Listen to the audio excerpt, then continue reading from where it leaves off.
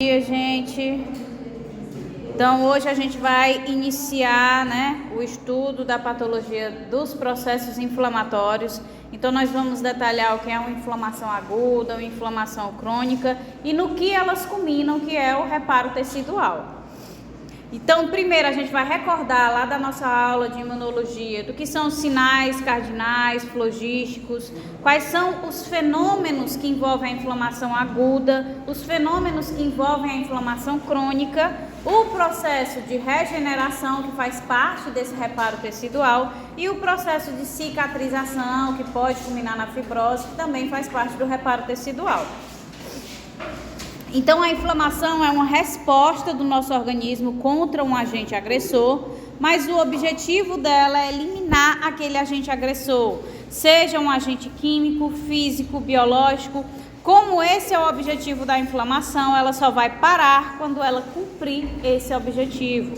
Então, se conseguir cumprir esse objetivo em horas e dias, pelo curso de tempo, nós designamos de inflamação aguda e algumas características também histológicas desse tipo de inflamação que a gente vai ver.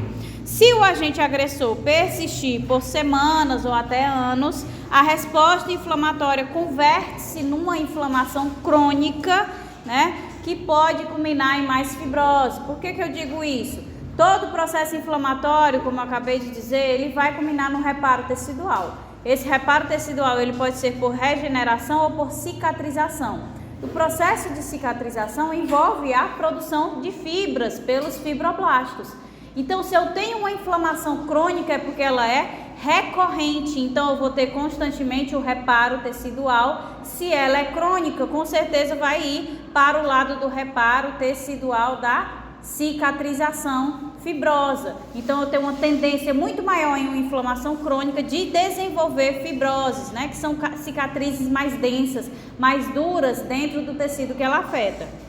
Então, quando a gente ouve a palavra inflamação, a gente tem a tendência de achar que ela é algo prejudicial, Porque a gente associa logo a inflamação àquela vermelhidão, aquele inchaço, a dor, mas ela é essencial para a sobrevivência. A inflamação tem como princípio inicial o quê? Eliminar o agente agressor, é o objetivo principal dela, certo? Quando a inflamação ocorre em algum órgão, a gente usa o termo designativo mais o sufixo "it" no final. Então, se é do fígado, hepatite, se é no estômago, gastrite, se é aqui na região da faringe, faringite, tá? Então, a inflamação, ela pode ser, pode ser causada por infecções, Então, a gente tem ali os padrões moleculares associados ao patógeno. Então, um vírus infecta a pessoa, ultrapassa as barreiras primárias.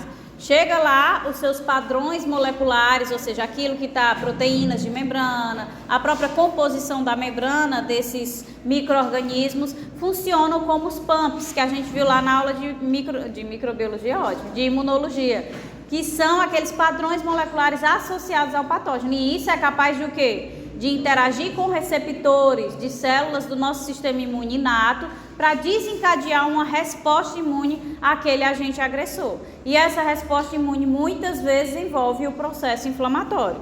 Então tem infecções, vírus, bactérias, fungos, todo tipo de micro-organismo, Necrose, então quando a gente tem por algum mecanismo, mecânico, físico, uma queimadura, uma hemorragia por acidente, contato com radiação, isquemia, isso vai desenvolver o quê? Aqueles padrões moleculares associados ao dano, que a gente também viu que são capazes de ativar a resposta do nosso sistema imune.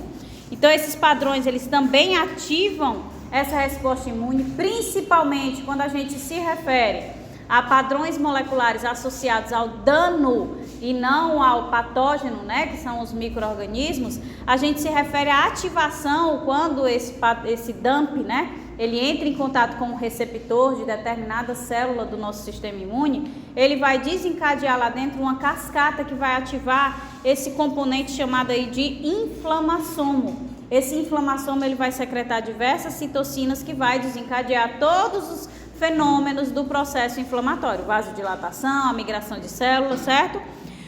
Também podemos ter o desencadeamento do processo inflamatório por um corpo estranho. Então, numa cirurgia, ficou lá um fio de sutura no local da cirurgia e esse fio de sutura ele vai ser capaz de induzir a resposta inflamatória a ele, porque é um corpo estranho, o organismo quer tentar eliminar, tá? E também as doenças autoimunes. Se eu tenho algum linfócito autorreativo ou alguma situação que eu fique reconhecendo antígenos próprios, eu vou o tempo todo estimular a minha resposta imune e dentro da minha resposta imune eu tenho o quê? A inflamação associada. A gente viu lá na resposta imune inata que vai ter a ação das células fagocitárias, NK, sistema do complemento, as barreiras primárias e temos o processo inflamatório sendo desencadeado pela secreção das citocinas. Então, essas doenças autoimunes, elas acabam acarretando, obviamente, quando a doença se manifesta numa inflamação aguda e com o tempo, porque vai permanecer os linfócitos autorreativos reconhecendo aqueles antígenos próprios, vai desencadear numa inflamação crônica, tá? Então, a inflamação é uma resposta extremamente complexa que depende de células vigias que residem no tecido conjuntivo. Então, a gente vai ter células dendríticas, macrófagos, mastócitos, as células endoteliais, plaquetas, todas essas células que estão ali nos tecidos e também na circulação, sanguínea, elas são essenciais para desencadear o processo inflamatório. Então, a comunicação, já que a gente depende de todas essas células, ela vai ser essencial. Uma vez que a maior parte das células de defesa estão no sangue. Apesar da gente ter a presença de macrófagos, mastócitos ali no tecido, quando a gente tem um processo agressivo, irritativo acontecendo no nosso corpo, a gente precisa que mais células de defesa sejam encaminhadas ao local. Então, essas células de defesa, elas vêm por onde? Vêm pelo sangue, porque elas fazem parte dos elementos figurados do sangue. Assim, quando o tecido sofre uma agressão, é preciso avisar essas células que estão no sangue e essa comunicação, como é que serão chamadas essas células ao local da lesão? Isso vai ser feito através de mediadores químicos. Vocês conhecem um principal que são as citocinas, Os macrófagos, os mastócitos ali entram em contato com aquele agente agressor logo no início da lesão e eles passam a secretar esses mediadores das citocinas que vai atrair mais células de defesa para o local da lesão. Ou seja, a inflamação é uma resposta protetora que depende de mecanismos complexos de mediação química, principalmente as citocinas, tá? Existem outras moléculas também, óxido nítrico, as prostaglandinas, os leucotrienos, mas as principais, os principais mediadores químicos são as citocinas. Então, a área inflamada, ela apresenta alguns sinais chamados de sinais cardinais ou sinais flogísticos da inflamação, que vocês já conhecem. Qual é o primeiro sinal que a gente tem? Rubor, a área fica avermelhada. Por quê? Porque há o processo de vasodilatação. Se eu vasodilatei, eu tenho um fluxo maior de sangue no local. O sangue é qual cor? Vermelho. Então, o local ele fica avermelhado. Segundo, calor, O local ele fica quente. Por quê? Porque o sangue ele é um fluido quente, então quando ele começa a extravasar, a sua temperatura, que é mais elevada, vai também passar ao local ali da lesão. Então fica avermelhado e quente por conta do processo do aumento da circulação sanguínea naquele local da lesão. Terceiro, nós temos o edema ou inchaço, devido ao acúmulo de sangue líquido no local da lesão. Foi que eu falei lá no início, para que a gente consiga combater um agente agressor, a gente vai precisar de mais células de defesa. Aquelas que estão ali e reconheceram aquele pump ou aquele dump ou aquele corpo estranho, elas servem só para o reconhecimento e iniciar toda a resposta imune em torno daquele agente agressor. Então, ela precisa atrair mais células de defesa para o local. E essa atração das células de defesa faz com que elas se acumulem no local da lesão, que elas extravasem através da diapedese, que vocês também devem recordar, para o local da lesão. E isso causa o quê? Um exudato, um acúmulo de líquido na região inflamatória. Se eu estou acumulando líquido na região, eu vou ter a formação do edema e por isso que a gente tem um inchaço associado como terceiro sinal flogístico da inflamação. Quarto sinal, a dor, O edema, o próprio edema, ele comprime as terminações nervosas naquela região e aí causa a dor. Além disso, outros mediadores químicos, por conta do próprio processo inflamatório, estão sendo produzidos. Esses mediadores químicos, como as prostaglandinas, vão lá ser liberadas naquela região e eles vão ativar o quê? Os nociceptores. Lembram lá da última aula, o sistema tegumentar, que a gente viu os nociceptores da dor? Então, eles são ativadores desses nociceptores. Então, a gente tem tanto compressão de terminações nervosas ocasionada pelo edema, como também a ativação, né, das terminações nervosas de dor pelas prostaglandinas. E por fim, que nem sempre a inflamação vai culminar nesse sinal, a gente tem a perda de função, que ocorre apenas algumas vezes. Alguém disse alguma coisa? O exudato é quando tem, tipo assim, inflamação, né? Exudato. Aí o transudato é quando? Transudato, ele pode preceder o exudato, que o transudato é só o líquido, que a gente vai ver, né? E o exudato, ele já tem extravasamento de células, de proteínas. Então, ele pode inicialmente ser só o líquido passando e quando chegam as células de defesa, após a atração pelas quimiocinas, começa a extravasar, o que vai conferir a característica de exudato. Professora, nos slides anteriores, a gente está falando, por exemplo, de comunicação com os mediadores químicos. Esses mediadores químicos, eles sempre vão ser secretados por célula de defesa? Ou então, sempre? Então, tipo assim, mediador químico, primeiro tem que ter uma célula de defesa qualquer, tipo... Um macrófago, que é o que está ali no tecido, né? Quando ele secreta esse mediador, aí que começa essa questão de sinalização mesmo, né? Porque assim, não existe nada que sinalize ele para secretar, Não. A gente tem, circulando na corrente sanguínea, os monócitos, né? Quando ele extravasa para o tecido, ele se converte em macrófago, tá? Então, em todos os nossos tecidos, dentro das nossas barreiras primárias, a gente tem os macrófagos e os mastócitos. Então, lembra lá da aula, né, da nossa aula de imunidade inata, que eu mencionei, que a gente tem como barreira primária as barreiras físicas, né, da pele, das mucosas, e quando algum micro-organismo, algum agente agressor ultrapassa essa barreira primária, a resposta secundária é inicialmente quem? O macrófago. É ele quem está lá na derme do tecido esperando para ter contato com alguma coisa, e a partir do momento que ele tem esse contato, ele vai secretar citocinas e atrair as outras células para o local da lesão. Então, a resposta inicial é macrófago e mastócito, mas principalmente o macrófago. Então tipo assim, acontece uma alteração, uma lesão, alguma infecção, aí existe um macrófago, por exemplo, aí ele vai por ali e vai ver. Quando ele precisa atuar, no caso ele vai secretar esse mediador químico para outra célula vir destruir, né? Ele também destrói, ele é uma célula fagocitária. No momento em que ele fagocita a bactéria ali, ele, fagocitei uma bactéria, vou degradar ela aqui com minhas enzimas lisossômicas e ao mesmo tempo vou secretar citocinas para atrair outras células, porque se tem essa bactéria, com certeza tem muitas outras. Mas ele também é efetor, ele também realiza a destruição do micro-organismo, certo? E a dendrítica também, né? Só que a célula dendrítica, ela tem um papel principal na apresentação, né, de antígenos, mas ela também faz o processo de fagocitose e destruição.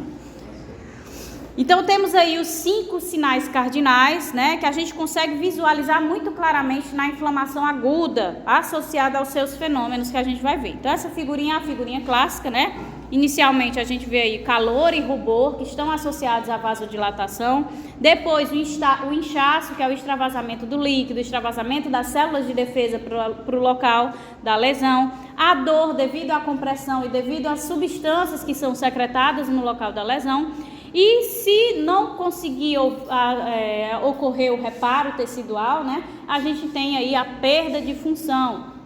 E quando eu me refiro a reparo tecidual, me refiro ao reparo tecidual por regeneração, né? Porque quando a gente tem a regeneração, o tecido ele mantém as suas características funcionais. Se eu tenho um processo de cicatrização, eu vou ter a substituição daquele tecido por tecido conjuntivo neoformado. Se eu tenho a substituição por tecido conjuntivo neoformado, eu perco a funcionalidade. Então, entra nesse 5º sinal da perda de função. Aí, né? Vermelhidão, inchaço, rubor, dor e se agravar a perda de função. Então, olhando pela patogenia da inflamação, ela é o pontapé inicial que irá desencadear mecanismos que só finalizam depois que reparar o tecido. Então, o tecido em repouso, ele possui na sua circulação adjacente muitos leucócitos, que no processo inflamatório, quando migram para o tecido, tem diversas funções. Então, lá numa determinada região do nosso corpo, vai ter ali na região adjacente os vasos sanguíneos. E dentro desses vasos, né, no sangue, a gente vai ter linfócito B, que quando é ativado, ele vai se converter, se diferenciar no plasmócito, que é quem de fato secreta os anticorpos, né, específicos para aquele agente agressor. Obviamente que a gente vai já ver, chega depois de um tempo, a resposta inicial para uma inflamação aguda que acabou de começar é principalmente mediada por neutrófilos. Quando a gente já tem um prolongamento dessa inflamação, que vai se convertendo em uma inflamação crônica, é que começam a aparecer os mononucleares, ou seja, os linfócitos B, linfócitos T, dando uma resposta mais específica àquele agente agressor. Vamos ter os monócitos circulando na corrente sanguínea, e aí quando eles passam para o tecido, eles se diferenciam nos macrófagos, né? Que vão ter função tanto de apresentar os antígenos aos linfócitos que irão se direcionar lá devido à secreção dos mediadores químicos, mas eles também, né, fazem o papel aí de fagocitar os micro-organismos. Vamos ter os basófilos, que podem se diferenciar nos mastócitos quando passam para o tecido, que esses mastócitos, eles são ricos nos grânulos, que são cheios de heparina e histamina, né, que fazem o processo de vasodilatação e de fluidificação do sangue. Temos os eosinófilos, que permanecem os mesmos, mesmo após sair do vaso e ir para o tecido, que eles têm uma resposta associada principalmente às respostas alérgicas e também infecções por verminoses, né? E os neutrófilos também permanecem os mesmos, né, a sair da corrente sanguínea e para o tecido, e serão os principais atores do processo inflamatório na resposta inicial, né, ou seja, na inflamação aguda. Os neutrófilos são polimorfos nucleares, né, eles têm aqueles lóbulozinhos característicos do seu material genético, e eles são um tipo de célula que a gente pode chamar de piócitos. Quando eles passam para o local da lesão, eles vão se converter em piócitos, ou não se converter, vão passar a ser chamados de piócitos quando eles se rompem, né, e matam ali o agente agressor, formando o que a gente viu de pus, né? Então, por isso, pio é de pus, tá? Então, a partir do momento que ele se rompeu, se suicidou para conseguir eliminar aqueles agentes agressores, ele passa a ser chamado de piócito. Então, o processo inflamatório, ele vai acontecer, obviamente, em áreas vascularizadas. A gente viu dos sinais cardinais todos, que para que a gente consiga todos aqueles sinais, o primeiro passo é ter uma vasodilatação, uma alteração, né, na vascularidade do vaso, que faz com que aumente a circulação sanguínea, também há um espaçamento do endotélio. Então, isso não vai acontecer em uma região que eu não tenha circulação sanguínea, certo? Então, por quê? Por que isso vai acontecer? A inflamação acontece nas áreas vascularizadas? Porque ela depende da migração das células de defesa do vaso para o tecido. Então, a inflamação acaba causando lesões, ou seja, uma resposta protetora, mas também causa lesão. Então, vocês veem aí na imagem, né, que a gente tem na nossa corrente sanguínea. Temos os leucócitos, seja neutrófilos, basófilos, eosinófilos, temos os monócitos circulando, temos plaquetas, tá? Então, temos os linfócitos, todas essas células de defesa estão circulando na nossa corrente sanguínea normalmente. E aí, em determinado período que ocorre uma lesão, né, em certa região, os macrófagos vão secretar mediadores químicos que vão fazer com que ocorram alterações nesses vasos aí que estão nessa região adjacente à lesão. Então, a gente vai ter afastamento de células do endotélio para permitir a passagem de células de defesa. Nós vamos ter a vasodilatação para aumentar a circulação de sangue naquele local, porque se eu aumento a circulação de sangue naquele local, aumenta a concentração de células naquele local, tá? Então, por isso que a gente precisa de uma área vascularizada para ter uma inflamação eficaz.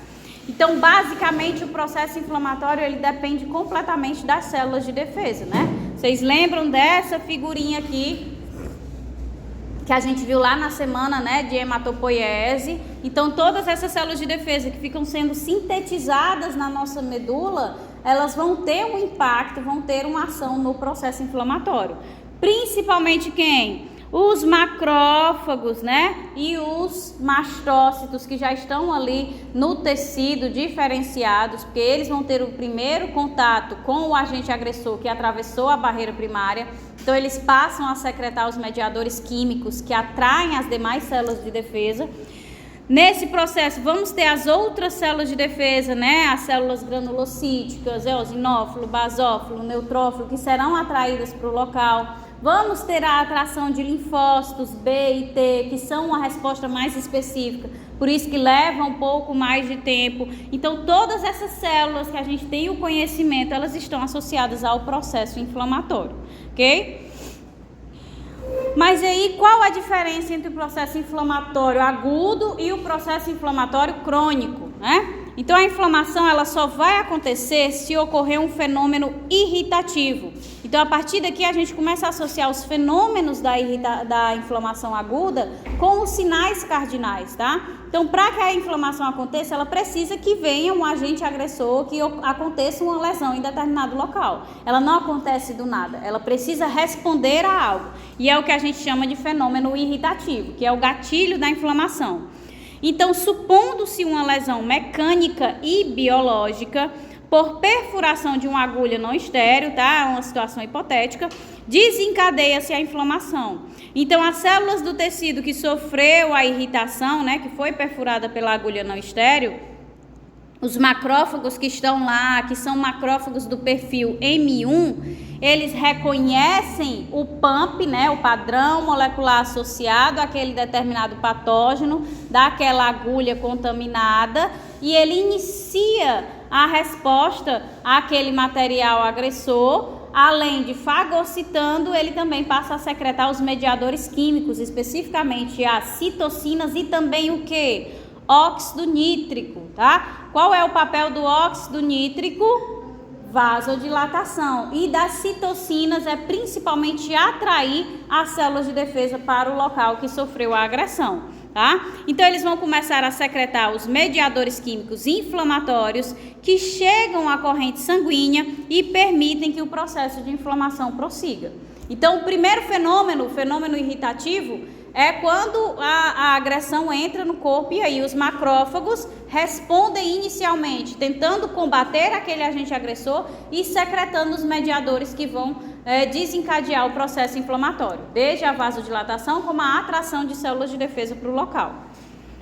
Então, esses macrófagos, eles vão secretar a interleucina 1, o fator de necrose tumoral alfa e também o óxido nítrico, principalmente. Enquanto os mastócitos, eu não disse no início que os mastócitos eles também estão lá no tecido, né, esperando ter contato com algum agente agressor, os mastócitos também, a partir do momento que são ativados por algum PAMP, que vai interagir, né, com os seus receptores de membrana FC, ele vai desencadear a sua desgranulação, que libera o quê? Conteúdo de histamina e heparina. Então, especificamente, o óxido nítrico e a histamina vão atuar vasodilatando os vasos, né?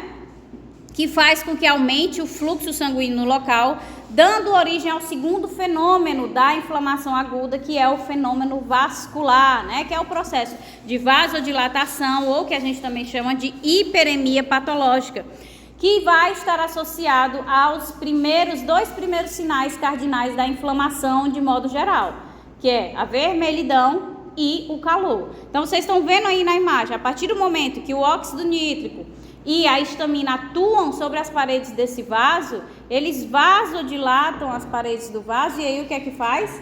Aumentando a luz desse vaso, eu consigo ter um espaço maior para a circulação de sangue, então eu tenho mais fluxo sanguíneo naquele local. Eu aumento a concentração de células. Se eu comparar a quantidade de células que tem no vaso normal e no vaso dilatado, vocês veem que aumenta muito a quantidade, né? E esse é o intuito desse processo do fenômeno vascular da vasodilatação.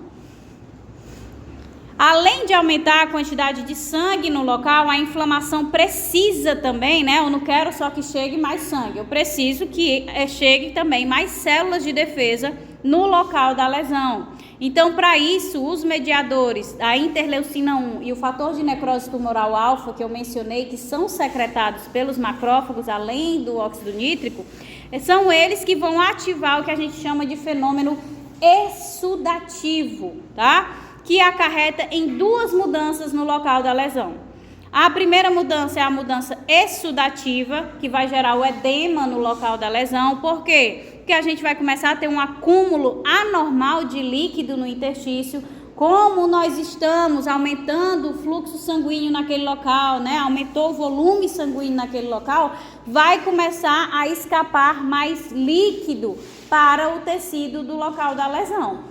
Inicialmente, nós temos o escape mais de plasma, de líquido. Então, por isso, nesse início, o que vai iniciar a formação do edema é um transsudato, tá? A gente ainda não iniciou o processo de passagem de células de defesa e outros componentes. Então, o que começa a escapar inicialmente é o líquido, né? Sem composição celular. Então, isso forma um transsudato que já inicia o processo de geração do edema. O edema é o terceiro sinal flogístico, né, cardinal da inflamação de modo geral. Além disso, além da gente ter esse acúmulo anormal de líquido no interstício, a gente também vai ter a modificação e a ativação do endotélio. Somente devido à ativação do endotélio é que a gente consegue que as células de defesa que estão circulando em uma velocidade elevada, vocês lembram lá da aula de hemostasia que eu falei que o fluxo sanguíneo, ele é o quê? Lamelar, ele é central. Então, como é que as células de defesa vão para as margens desse vaso para ir para o local da lesão? Então, a gente precisa ter alguma alteração que faça com que elas tenham vontade de se dirigir para essas margens, certo? Então, isso é devido à ativação do endotélio. Então, se ligam a receptores endoteliais, as células de defesa. Essas células endoteliais também, além de ter esses receptores para as células de defesa, elas passam por um processo de contração para justamente abrir um espaço entre elas que permita mais facilmente a passagem dessas células de defesa. E aí vai acontecer o processo de diapedese. Porque com a ativação endotelial, as células de defesa estão sendo atraídas para a margem, né, do vaso, onde está o local da lesão. Então, aumenta a concentração de células naquele local. E com o afastamento, né, a retração das células endoteliais, que fazem com que haja o afastamento entre cada uma delas, eu consigo, com o aumento dessa concentração de células, favorecer a passagem delas para o local da lesão. E por que que elas vão passando? Porque elas estão sendo atraídas pelo quê? Pelas citocinas que estão lá no local da lesão, certo? Então, nós temos um aumento da permeabilidade, né, pelas células endoteliais que se contraem, se afastam, abrindo espaços, e o extravasamento de plasma para o interstício, que aumenta o volume total no local da inflamação. Essas mudanças acarretam no fenômeno exsudativo, que está associado ao sinal cardinal do inchaço, edema e também do quê? Da dor, porque se eu estou começando a formar o edema, já está começando a comprimir as terminações nervosas livres, tá? Mas, professora, por que é chamado de fenômeno exsudativo? Ele pode começar com o transsudato, que é a saída desse líquido para o espaço, né, extravascular, onde está acontecendo a lesão, mas ao mesmo tempo que está escapando esse líquido formando o transsudato, também já iniciou o processo de ativação endotelial. Então, as células de defesa já estão chegando ali perto para poder ultrapassar essas barreiras e chegar. A partir do momento em que eu tenho a passagem de células de defesa para o local da lesão, eu tenho a formação do exsudato, tá? O exsudato é rico em células, em outros componentes macromoleculares mais pesados. O transsudato não, é só líquido, tá? Então, esse processo de transição entre transsudato e exsudato ocorre muito rapidamente e faz parte desse processo do fenômeno exsudativo. Assim, a inflamação aguda, ela gera um exsudato, que é um líquido extravascular que contém alta concentração de proteína e detritos celulares, né? Porque a partir do momento que as células de defesa passam para o local da lesão, elas já começam a trabalhar, né? Se elas começaram a trabalhar, elas vão começar a matar o agente agressor que está lá. Então, isso vai gerar diversos detritos celulares, tá? Então, a gente tem alguns tipos, né, de exsudato. A gente tem, por exemplo, o exsudato purulento, que nada mais é do que um exsudato rico em neutrófilos, micro-organismos e detritos celulares, que é o que é o pus, né? Pode ter um exsudato que não seja tão purulento? Pode, que aí pode não ser uma infecção tão intensa que demande, por exemplo, infecções bacterianas, a gente tem uma ação maior de neutrófilos. Se não for uma infecção bacteriana, não vai ser tão intensa a ação de neutrófilos, e são os neutrófilos que formam pus, né? Recordando, que se transformam em piócitos. Então, se eu não tenho tantos neutrófilos, eu não vou ter a formação desse pus extensamente. Então, eu não tenho esse exsudato purulento em todos os fenômenos exsudativos da inflamação aguda, tá? O transsudato, ele também vai gerar o edema, né, logo de início, mas ele não vai ser rico em células nem em proteínas. É só o escape ali do líquido do plasma que vai indo no processo já de transferência das células de defesa do vaso para o local da lesão. Então, esse exsudato é interdependente do fenômeno vascular, né? Por quê? Porque a lentidão do fluxo, quando eu tenho a vasodilatação, eu aumento o fluxo no local, e aí esse volume maior, com a quantidade maior de células circulando, faz com que o sangue ele passe mais devagar, né? Então, essa passagem mais devagar, junto com a ativação do endotélio, favorece ainda mais que essas células de defesa elas vão sendo direcionadas para o endotélio, né? Para se ligar ao endotélio que está lá com os receptorzinhos, e ele interagindo vai favorecer a marginação leucocitária, tá? Então, o processo de vasodilatação e perda de líquido é que faz com que esse fluxo seja mais lento. Imagine um volume maior de sangue, e ao mesmo tempo que a gente tem esse volume maior de sangue chegando lá, que poderia aumentar a pressão, não acontece porque a gente está tendo o quê? O transsudato sendo formado inicialmente. Então, isso reduz, né, o fluxo, a velocidade do fluxo. Imagina eu estou com a mangueira ligada aqui direto e eu começo a fazer vários furinhos. Então, a quantidade de água que vai chegar lá na frente com os furinhos agora vai ser muito menor e vai chegar muito mais lentamente do que a mangueira direto sem nenhum furinho, tá? Então, assim, a pessoa que tem uma alergia, tipo assim, uma alergia bem grave, ela pode não ter causa da hipotensão, então... Dá o quê? Hipotensão. Hipotensão? Falou com o vaso. Falou o quê? Eu não entendi, não. Vaso. Isso, os vasos dilatam, aí cai, mas o principal que leva a pessoa à morte numa reação de hipersensibilidade do tipo 1 não é nem pela hipotensão, né? Porque começa os processos lá dos baroreceptores tentando compensar esse problema. O problema mesmo é aqui, é a parada, né? Não é sistêmico, é só local. Mas no caso de uma anafilaxia já vira sistêmico, né? Mas mesmo assim os baroreceptores começam a tentar resolver. Mas é o fechamento ali da glote que impede a circulação do oxigênio, aí dá isquemia, aí para todo o processo da cardiorrespiratória que leva de fato à morte da pessoa inicialmente. Oi? Professora, eu queria esse raciocínio, tentar ver se faz sentido. Mais células de dilatados, daí o sangue fica viscoso, aí se centrifugar, seria muito mais rápido? Acredito que sim, tem mais células, mais peso, né? Tá perdendo o líquido. Se eu pegar uma amostra do sangue normal daquela região que não estava sem lesão, da mesma região, aí colocou um agente agressor, começa a haver esse processo de vasodilatação, e eu pegar depois, se eu botar para centrifugar com o mesmo tempo, na mesma rotação, o que tem maior quantidade de células, uma concentração maior, ele vai sedimentar mais rápido, né?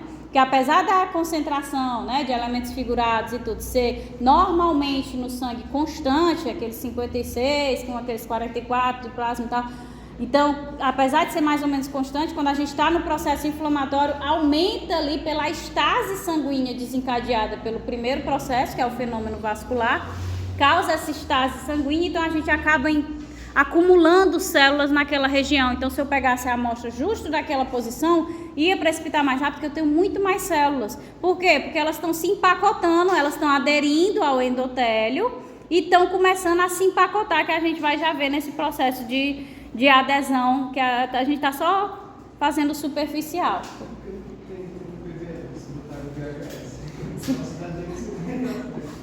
Tem, eu vi isso.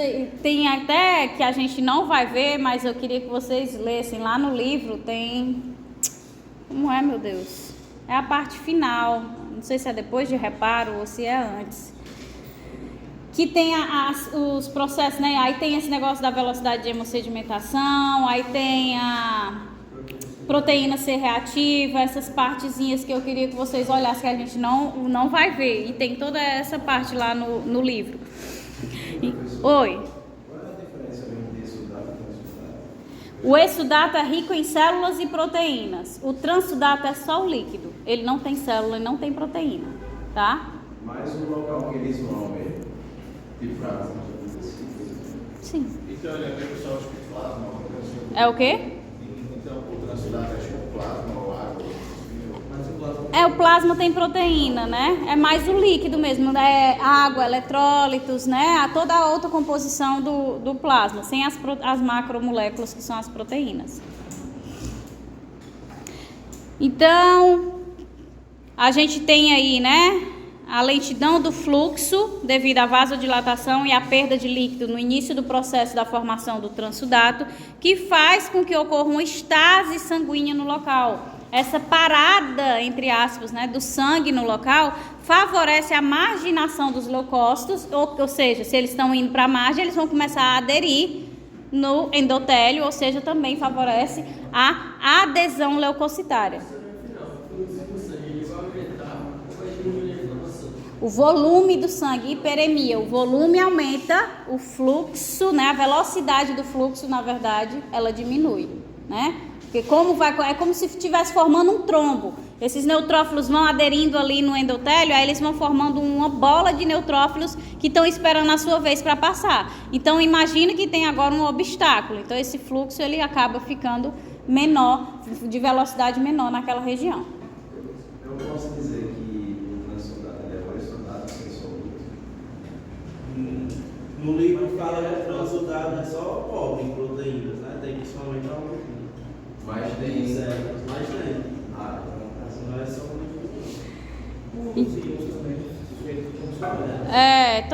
É o plasma que passa sem as proteínas, né? Mas tem a albumina. Mas é Então, para que de fato o fenômeno exudativo ocorra, além dos leucócitos se aproximarem do endotélio, é preciso um espaço de passagem que é devido lá à retração das células do endotélio. E o que é que desencadeia aquele processo de retração das células endoteliais, que elas se afastam uma da outra?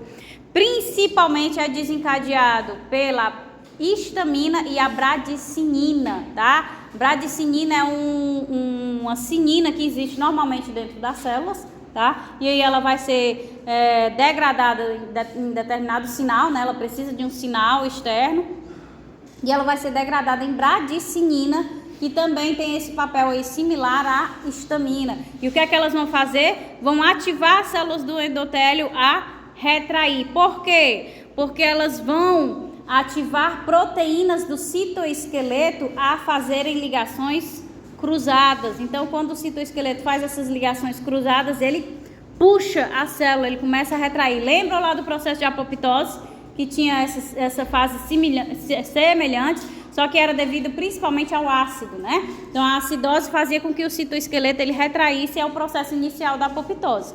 Aqui no processo inflamatório, as células do endotélio retraem por conta da ação da histamina e bradicinina, que interagem com receptores das células endoteliais e ativam essas ligações cruzadas entre o citoesqueleto, que vai retrair. Se elas diminuem de tamanho, elas se afastam uma da outra, abrindo esses espaços para a passagem das células de defesa, tá? Ou então, remoção por lesão extensa. Então, vamos supor que a lesão ela aconteceu internamente, removeu toda aquela parte do endotélio. Então, com a remoção do endotélio, não tem mais nem célula de defesa para impedir a passagem dessas células para o local da lesão, né? Então, ou é por retração ou é porque realmente elas foram removidas. Então, aí, né, vocês observam uma circulação normal, tem o vaso, tem o tecido, as células interagindo, que é um tecido epitelial, né, o tecido endotelial que forma os vasos, e eles estão bem grudadinhos, interagindo. E aí, por sinalização pela histamina ou a bradicinina, a gente tem a retração dessas células pela interação do citoesqueleto. Então, ele vai retrair e vai diminuir o tamanho dessas células, afastando a célula uma da outra. Ou pela própria injúria, né? A lesão que machuca essas células no endotélio e elas são destruídas, fazendo com que haja a abertura desses espaços. Então, uma queimadura, né? Algumas toxinas podem fazer com que as células endoteliais sejam lesionadas e abre esse espaço para a passagem do líquido inicial que forma o transsudato e depois as células de defesa que vai gerar, por fim, o exsudato.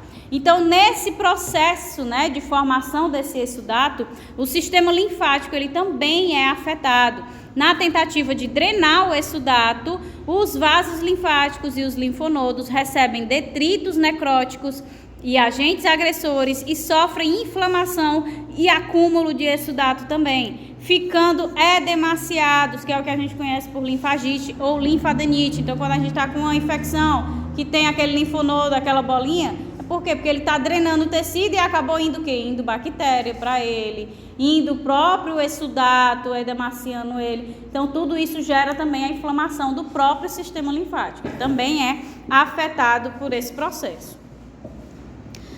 Então, especificamente, a interleucina 1 e o fator de necrose tumoral alfa, né, que são as principais citocinas para a ativação endotelial, se ligam a receptores de membrana das células endoteliais, ativando-as a expressarem moléculas de adesão.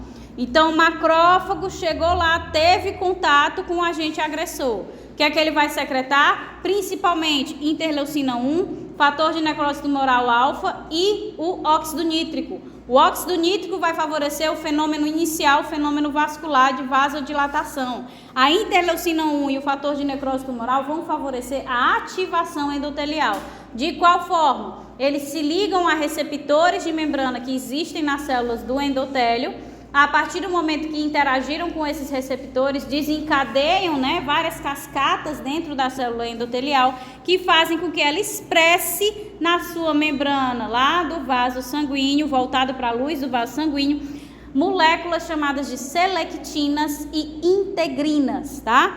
Então, os neutrófilos, eles têm receptores de membrana com afinidade por essas selectinas, se ligando a elas e desencadeando a marginação, ou seja, pelo fluxo, a estase ele começa a ir para a margem, né?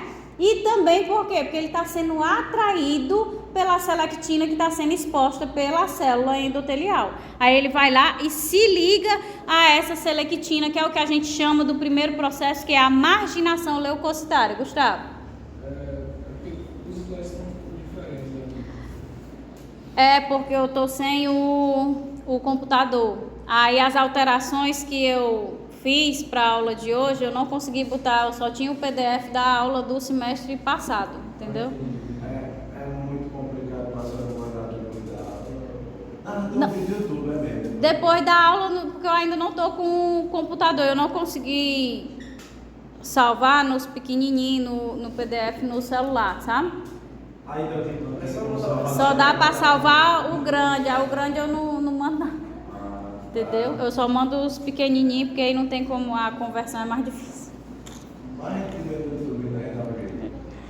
Mas qualquer coisa, quando eu pegar o computador lá na frente, né, aí eu pego a aula, porque eu tô salvando no e-mail, né, aí faço no computador e mando para vocês mais perto da semana de provas, viu? Só não consigo mandar agora, porque não consigo fazer no celular, viu?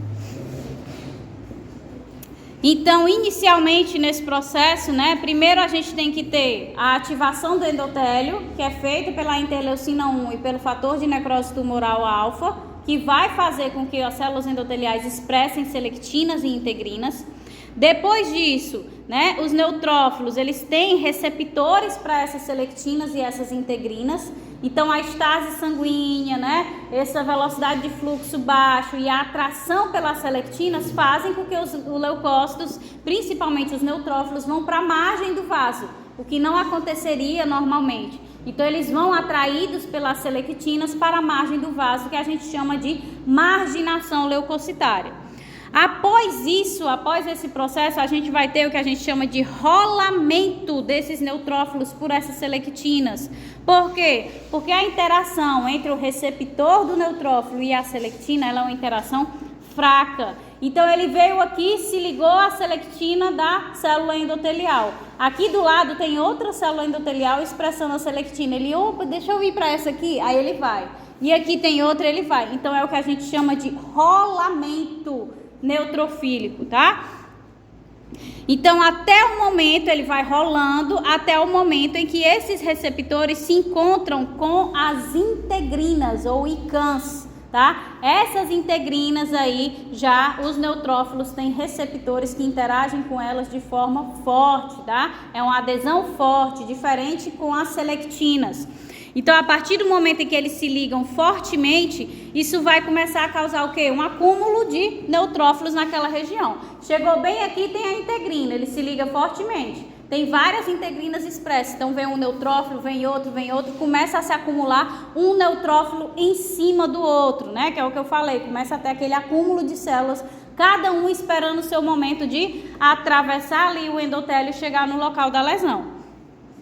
Esse momento em que há interação desses neutrófilos com as integrinas é o que a gente chama de adesão leucocitária. E nesse momento em que a gente tem essa adesão, esses neutrófilos, essas células de defesa, elas começam a achatar, tá? Elas começam a achatar, buscando aí de alguma maneira passar por aquele espaço. Então elas começam a ter essa morfologia mais achatada para tentar passar de alguma forma pelo espaço entre as células endoteliais.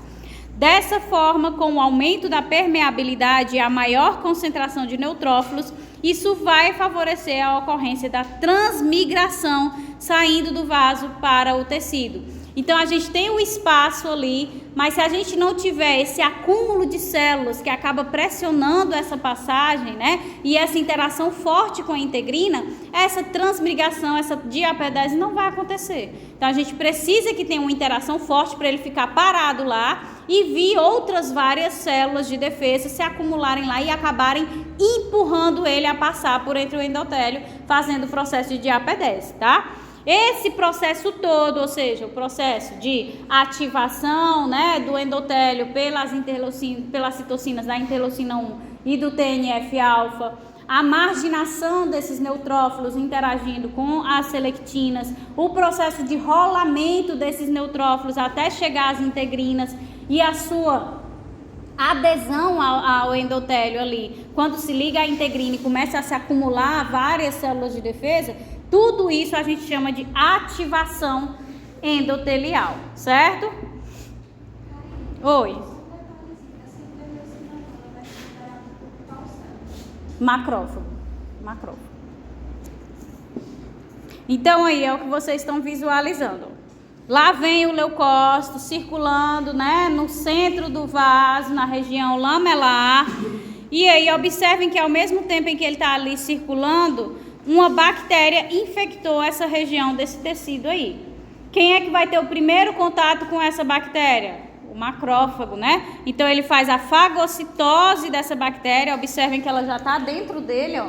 Ele já fagocitou ela e a partir do momento em que ele fagocitou, iniciou o processo de degradação dessa bactéria, ele passa a secretar as citocinas, principalmente interleucina 1 e o fator de necrose tumoral alfa. Significa que ele não secreta nenhuma outra citocina? Não, ele secreta quimiocinas que vão atrair as células de defesa até o local. Ele secreta várias outras, mas as principais nesse momento inicial é a interleucina 1 e o fator de necrose tumoral alfa. Além disso, ele também vai secretar o quê? O óxido nítrico, né? Então, o óxido nítrico secretado por ele vai iniciar o processo de vasodilatação, conjuntamente com a histamina secretada lá pelos mastócitos. Esse processo de vasodilatação aumenta o volume sanguíneo no local, né? E também diminui a velocidade de fluxo, fazendo com que o sangue passe mais lentamente ali. Ao mesmo tempo que a gente tem esse fenômeno vascular acontecendo, a gente está tendo também o fenômeno, né, exudativo acontecendo, que envolve basicamente a ativação endotelial. Então, interleucina 1 e fator de necrose tumoral vão atuar onde? A setinha, citocinas TNF e L1, vão atuar nas células do endotélio, fazendo com que elas expressem na sua membrana as selectinas, tá? Que é um tipo de lectina, certo? Um polissacarídeo. Então, a gente vai ter aí P-selectina, S-selectina sendo expressa na membrana dessa célula endotelial. Com o fluxo mais lento, né? Um volume maior de células naquela região, os neutrófilos que estão vindo aí da região lamelar, pela atração com a E-selectina, uma vez que eles têm receptores para essas selectinas, eles começam a se dirigir para a margem desse vaso, né? Quando eles chegam na margem do vaso para interagir com as selectinas expressas no endotélio, é o que a gente chama de marginação leucocitária, tá? Então, a gente teve a marginação dessas células e observem que todas as células do endotélio estão expressando essas selectinas. Como a interação entre o receptor do neutrófilo e a selectina dessa célula endotelial é uma interação fraca, ele tende a vir o quê? Rolando, que é o processo de rolamento agora. Primeiro marginação, segundo rolamento. Ele vai rolando para ir interagindo com todas as selectinas. Opa, interagir com um aqui. Ai, tem outra ali. Opa, tem outra ali. Então, ele vai rolando para ir interagindo com essas selectinas. Até o momento em que ele chega às células endoteliais que estão, de fato, próximas do local da lesão, tá? E quando ele chega nessas células endoteliais, elas vão estar aí expressando na sua membrana, além das selectinas, as outras proteínas de adesão leucocitária, que são as integrinas, né? Que a gente chama de ICANS. Essa interação entre o receptor do neutrófilo e as integrinas já vai ser uma interação forte, então ele não se solta mais, ele fica ali e começam a vir outros neutrófilos a interagir com aquelas integrinas, formando o que a gente chama agora de terceiro processo, que é a adesão leucocitária. Então, ele fica aderido e percebam, que ele começa a mudar a morfologia dele de redondinho. Quando ele fica cheio de integrinas ligadas a ele, ele começa a se achatar. E com o acúmulo de células em cima dele, ele vai favorecendo a passagem pelo espaço endotelial que foi formado. No caso do exemplo aqui, o espaço endotelial foi feito por uma lesão, né? A própria lesão removeu essas células endoteliais. Mas a gente também pode ter a sinalização, né, do afastamento das células endoteliais pela histamina e pela bradicinina, tá? Então, as células passam através desse tecido endotelial, que é o que a gente chama de diapedese, para poder se direcionar ao local da lesão e começar a trabalhar, começar a atuar, tá? O que é que vocês percebem também nesse processo? Essas integrinas, que já são aí glicoproteínas, tem tanto polissacarídeos como proteínas. Os neutrófilos, eles têm dois tipos de receptores, tá? Eles têm um receptor de baixa afinidade pela integrina e tem um receptor de alta afinidade. Quando os macrófagos começam a secretar as citocinas, IL-1, né, TNF, para iniciar o processo de ativação endotelial, eles também estão secretando as citocinas que a gente chama de quimiocinas, que são as quimiocinas que atraem células de defesa para o local. Esses receptores de baixa afinidade se convertem em receptores de alta afinidade quando eles encontram uma região de alta concentração de quimiocinas. Então, onde é o local da lesão? Ali. Naquele local da lesão, a gente vai ter uma concentração maior de quimiocinas. Então, essas quimiocinas vão atuar sobre o receptor de baixa afinidade, convertendo-o em quê? Em um receptor de alta afinidade, que é justamente para a gente garantir a adesão leucocitária. Certo? Oi. Em relação a essa marginalização do cabelo linfócito, o que é que faz essa atração sobre isso? A atração é o receptor que ele tem e a selectina. e principalmente a estase sanguínea, né? O sangue ele está com uma velocidade muito menor passando por aquele local devido à concentração maior de células de defesa. Então essa estase sanguínea faz com que ele esteja aqui e aí quando ele vê que tem algo que ele tem afinidade, ele vai se direcionando, ele vai descendo. Se o fluxo fosse muito rápido, ele não passaria por isso, ele não passaria por esse processo. Mas como está tudo bem lento, aí ele acaba sendo atraído pela molécula que ele tem afinidade, ok? Então, no caso, são as características integrinas que atraem os macrófagos. Aliás, monócitos. Isso, são as selectinas e as integrinas que atraem os neutrófilos. O que faz mudar o receptor de baixa afinidade para alta afinidade é que são as quimiocinas, tá? Oi. A VCAN é a mesma coisa da ICAN, é a mesma função. Aí eu não sei não, eu só vi ICAN. É intercelular, é molécula de adesão intercelular. E a VCAN, molécula de adesão celular vascular. Não tem no slide que é só isso. Aqui, cadê? Uma fica do lado da outra, só que aí nesse aí não tem a VCAN, ela fica uma do lado da outra. Tem no slide? Nesse que é só no. Ah, sim, eu não. Ixi, aí eu não. Ela deve ser por isso que eu apaguei, entendeu? Aí eu devo estar apagado porque eu não sei o que é isso aqui não. VCAN e ICAN.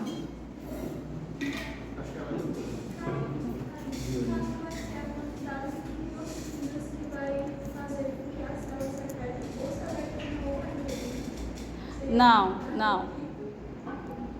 A célula, ela se atrai no processo de ativação endotelial, no local da lesão. As células endoteliais próximas da lesão, elas estão expressando principalmente, né, integrinas. As que estão mais afastadas estão expressando as selectinas, justamente para favorecer o processo de rolamento. Por quê? Porque não acontece quando o neutrófilo está passando aqui. Por que não expressa só a integrina, né? Ele vem aqui, tem a atração e se liga a ela. Porque não é tão fácil assim. Por mais que tenha a estase, que o fluxo esteja baixo, ele tem que seguir como se fosse uma diagonal, descendo, sendo atraído aos poucos para se ligar às selectinas e ir rolando. Então o processo ele acontece aos poucos. Então próximo da lesão a gente tem mais a integrina e mais afastado a gente tem a selectina. Então o que leva até a integrina é o fato de existirem as selectinas, porque ele, se não houvesse as selectinas, ele não iria para a integrina direto, certo? Ele precisa desse processo lento e gradual para chegar até o endotélio. Na célula que no local da lesão vai ter mais macrófagos, então certamente vai ter mais secreção de quimiocinas. Na região mais próxima daqueles vasos vai ter a secreção das integrinas e nas regiões mais distantes de selectinas. Isso. Então talvez seja a concentração das quimiocinas que provoca a secreção de uma ou de outra. Quem provoca a secreção que tu diz da selectina e integrina, a expressão, né, da selectina e da integrina é o IL-1 e o TNF. Não são as quimiocinas. As quimiocinas só estão envolvidas em atrair a célula de defesa e mudar o perfil de baixa afinidade para alta afinidade. Professor, só lembra das integrinas, por favor? As integrinas, elas têm o mesmo papel, né, das selectinas, de adesão leucocitária. Só que elas têm uma interação com os neutrófilos muito maior, a interação entre receptor e integrina. Então isso favorece com que ele fique de fato aderido, ele não sai mais. E aí quando ele tem essa adesão, obviamente viram outras células de defesa e vão começar a se empacotar. Então se eu tenho uma concentração maior de células no local, eu favoreço que essa passagem seja mais eficaz, certo? Professora, eu estava vendo aqui no código que tipo assim, as selectinas é como se as células de defesa fossem passando de uma célula para outra. Essas são as selectivas. Nas integrinas, quando fixam nas integrinas, elas se achatam para ficar mais fácil de HPLS. Isso. Aí, oi. E o endotélio, ele vai estar mais permeável por causa do... Principalmente histamina e bradicinina, né, que fazem essa retração das células endoteliais.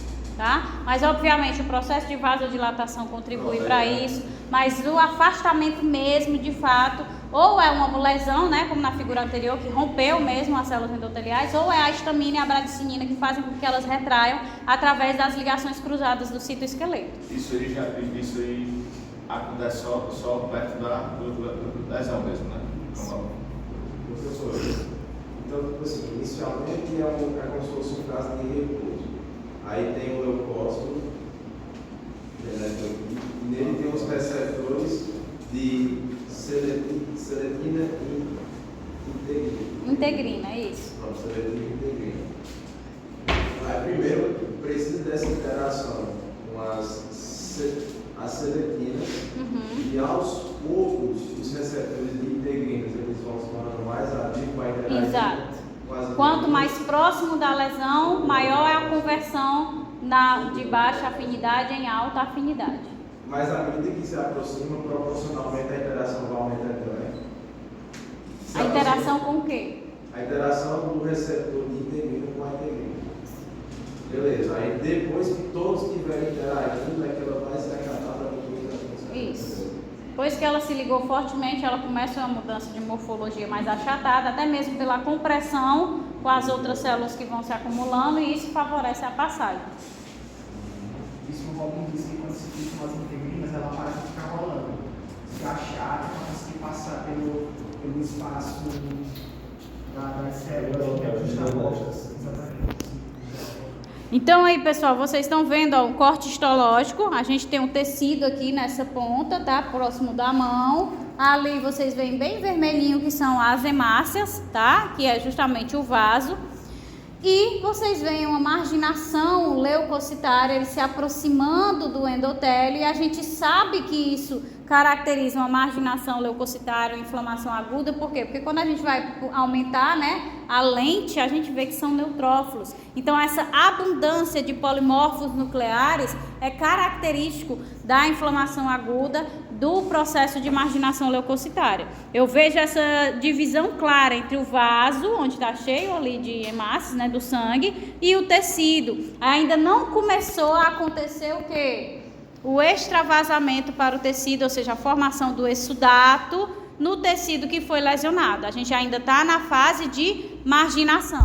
Depois da marginação tem o quê? O rolamento. Depois do rolamento tem a adesão com as integrinas. Aí tem o acúmulo das células, o achatamento que favorece a diapedese no final, tá? Isso tudo é o processo de ativação endotelial. Então aí, só mais uma vez para ficar mais claro, né, o que é o processo inflamatório, uma mãozinha normal e uma mão, né, toda inflamada. Então, após isso, estes neutrófilos precisam se dirigir ao local da lesão, e isso ocorre por quimiotaxia. Ah, professor, ele entrou ali no local da lesão, fez a diapedese e pronto, já começa a atuar. Não, ele vai se direcionando onde a gente tem mais concentração de agentes agressores, né?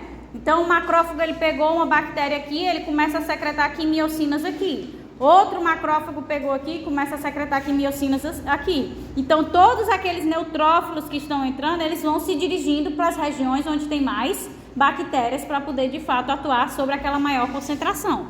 Existem integrinas diferentes, porque selectivas tem três, né? Tem a selectina E, a M e a P. Aí depende do local. A E está mais nas células endoteliais, a P está no endotélio, nas plaquetas, e a L está mais nos macrófagos.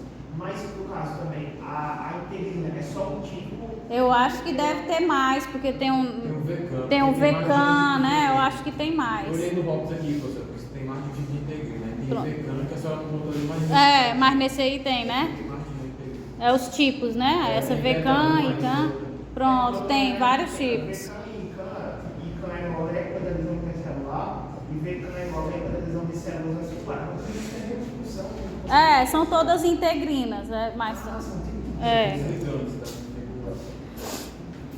Então, chegou lá no local da lesão, a quimiotaxia é a capacidade que um organismo tem de se direcionar positivamente ou negativamente a partir da detecção da presença de determinada substância química secretada no meio. Por que eu falo que quimiotaxia é isso, por definição, né? Porque, por exemplo, um protozoário Se ele chega no meio que tem uma toxina sendo liberada bem ali, ele reconhece que tem aquela toxina e ele não vai para cima não, ele se afasta. Então nós podemos ter quimiotaxia negativa quando a gente se afasta e a positiva, que é o caso dos neutrófilos, quando eles detectam essas quimiocinas. Então o local da lesão libera substâncias que atraem os neutrófilos até lá. Então, sejam metabólitos exógenos, como o lipopolissacarídeo, né, que compõe aí a parede das bactérias, as próprias quimiocinas secretadas pelos macrófagos, restos necróticos também atraem os neutrófilos ao local. As proteínas do sistema do complemento, né, que elas também extravasam para o local da lesão e começam a interagir ali, opsonizando, tá? E lá chegando, os neutrófilos começam a atuar, matando as células lesadas, formando o pus. Isso caracteriza o fenômeno da inflamação como celular, né? Então é o que a gente chama de fenômeno celular. Por quê? Porque quando a gente vai olhar um corte histológico de uma inflamação aguda, a gente vê uma abundância de células, né? Tá todo mundo ali tentando resolver o problema, aquela agressão. Pois ocorre devido à participação de células de defesa, de mediação e das células do próprio tecido. Então a gente vai ter a marginalização das células de defesa, o rolamento, a adesão, o processo de transmigração, a quimiotaxia desses neutrófilos para o local e aí eles começam a atuar com a fagocitose. Nesse momento, né, da inflamação aguda, a gente vai ter agora a predominância de polimorfos nucleares, especificamente os neutrófilos, tá? Então, quem inicia a resposta pode ser o macrófago, mas quem vem abundantemente depois para resolver o problema na inflamação aguda é o neutrófilo, tá? Então, ele é característico da resposta inicial e aguda da inflamação. Então, a gente tem aí, ó, a ação de várias citocinas, pronto, são os efeitos protetores sistêmicos que vocês vão ler lá no livro, que tem a parte de febre, da proteína C reativa, tem tudo isso para vocês lerem, porque não dá também para a gente abordar tudo.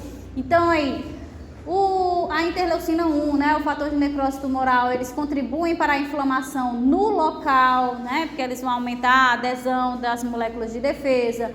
Nós temos também as quimiocinas, interleucina 1, interleucina 6, que atraem mais células de defesa para o local. E por células de defesa, né, apesar da gente bater na tecla dos neutrófilos, porque a gente está falando de inflamação aguda, mas todas as células de defesa são atraídas para o local, tá? Basófilo, eosinófilo, mastócito, monócito, para se diferenciar em macrófago, linfócitos B, linfócitos T, tá? Então vão atrair essas células para o local. Aqui eu destaco para vocês que os linfócitos T, que caracterizam a inflamação aguda, a gente pode ter a presença de linfócitos T, principalmente do perfil TH17, tá? Por quê? Porque o linfócito T do perfil TH17, ele secreta a interleucina 17. E o que é que ela faz? Ela atua como uma quimiocina de outras células de defesa. Então, ele também contribui para atrair mais ainda células de defesa para o local. Essas citocinas que são secretadas no processo inflamatório, seja pelos macrófagos, seja pelos outros leucócitos que chegam no local da lesão, e até mesmo o linfócito T do perfil TH17, elas também vão atuar sistemicamente, né? Então vão desencadear a febre aí pela resposta lá no hipotálamo, vão desencadear a produção da proteína C reativa no fígado, tá? E vão desencadear, ativar a hematopoiese. Se eu estou precisando de mais células de defesa, eu tenho que ir lá na medula e dizer, começa a produzir mais ainda, principalmente os neutrófilos, né? Vai produzindo eles de forma mais eficaz e maior abundância, para poder aumentar a concentração dessas células de defesa, tá? Além disso, dessas citocinas, a gente viu que os próprios componentes, né, do micro-organismo podem atrair essas células de defesa. Então, o LPS, ele vai atrair as células de defesa para o local da lesão. Outros componentes, como as proteínas do sistema do complemento, vocês se lembram lá da nossa aula de imunologia, que o sistema do complemento, né, as suas 3 vias, tem como culminância principal produzir o quê? C3b, C3a, que aí vai culminar na formação dos poros, né? Que fazem com que ocorra aí a necrose dessas células.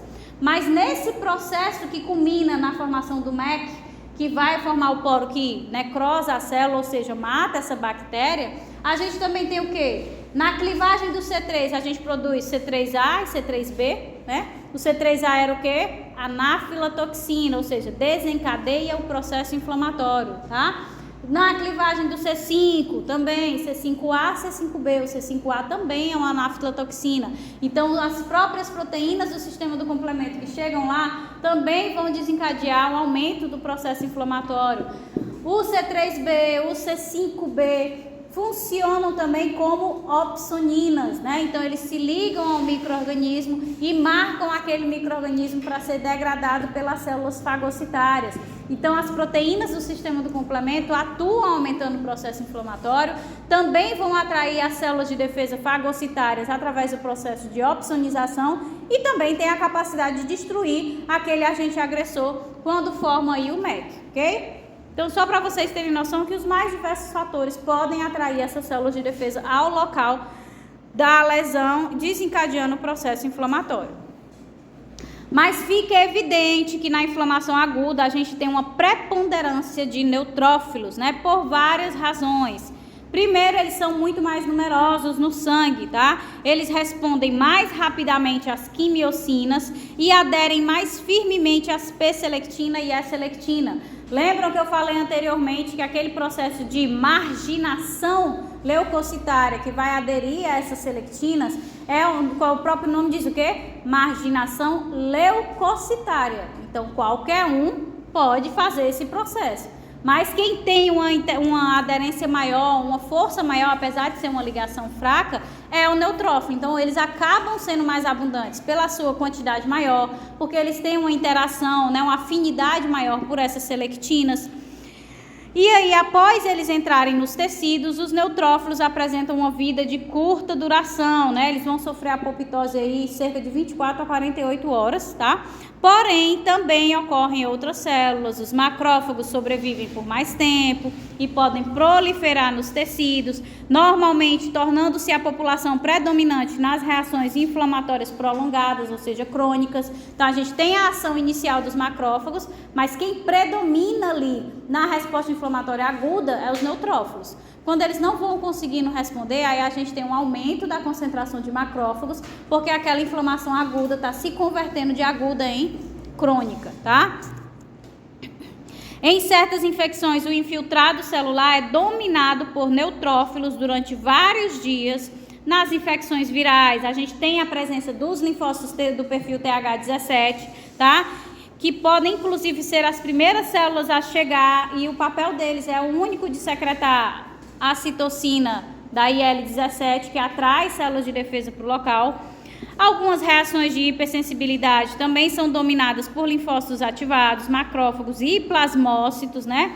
E em reações alérgicas, a gente pode ter a abundância aí de eosinófilos, por exemplo, que é o IgE, que vai responder principalmente numa reação de hipersensibilidade do tipo 1. Tá? Mas a predominância, o que a gente mais vê em relação à inflamação aguda é a abundância de neutrófilos, tá? Mas a gente pode ter essas variações.